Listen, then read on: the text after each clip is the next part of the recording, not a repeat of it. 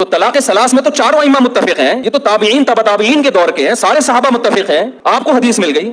میں ایک اہل حدیث عالم کے پاس گیا، میں نے فتویٰ دیا تھا تینوں طلاقیں واقع ہو گئی ہیں، وہ صاحب لے آئے اہل حدیث سے فتویٰ۔ میں نے ان سے کہا کہ آپ تقلید کرتے ہیں؟ انہوں نے کہا نہیں میں تحقیق کرتا ہوں۔ میں نے کہا چلو پھر میں اہل حدیث عالم کے پاس چلتا ہوں، اب تحقیق کی دنیا میں ہم دیکھتے ہیں کون صحیح ہے کون غلط ہے۔ آپ نے تو تحقیق کرنی ہے نا، تقلید تو کرنی نہیں ہے، لیکن یہ کر رہے تقلیدی ہوتے ہیں کیونکہ تحقیق پھر پوری ہوتی ہے، ادھوری نہیں ہوتی۔ میں ان اہل حدیث کے پاس گیا، بڑے احترام سے بیٹھا، میں نے کہا حضرت آپ نے فتویٰ دیا ہے، اس کی دلیل دیں۔ انہوں نے صحیح مسلم کی مشہور حدیث پیش کر دی، نبی کے دور میں 3 ایک سمجھی جاتی تھی، ابو بکر کے دور میں۔ میں نے کہا ایسے تو متع کے بارے میں بھی آتا ہے، نبی کے دور میں متع جائز سمجھا جاتا تھا، ابو بکر کے دور میں عمر نے پابندی لگائی، تو پھر متع بھی حلال ہے۔ کہہ رہے نہیں اس کے تو منسوخ ہونے کی دلیل ہے، تو میں نے کہا اس کے بھی منسوخ ہونے کی دلیل ہے، ادھوری حدیث نہ بتائیں، دوسری حدیث بھی بتائیں۔ میں نے کہا پھر خود اس حدیث کے جو راوی عبداللہ بن عباس ہیں وہ خود کہہ رہے ہیں کہ 3 طلاقیں ایک وقت کی 3 ہوتی ہیں، تو وہ جواب میں کہتے ہیں کہ ہم نے کلمہ عبداللہ بن عباس کا نہیں پڑھا، ہم نے کلمہ نبی کا پڑھا ہے۔ میں نے کہا ویل ڈن، حضرت مجھے یہ بتائیں کہ آپ نے نبی کا کلمہ پڑھا ہے، عبداللہ بن عباس نے کس کا کلمہ پڑھا تھا؟ انہوں نے نبی کا کلمہ پڑھے بغیر یہ فتویٰ دے دیا۔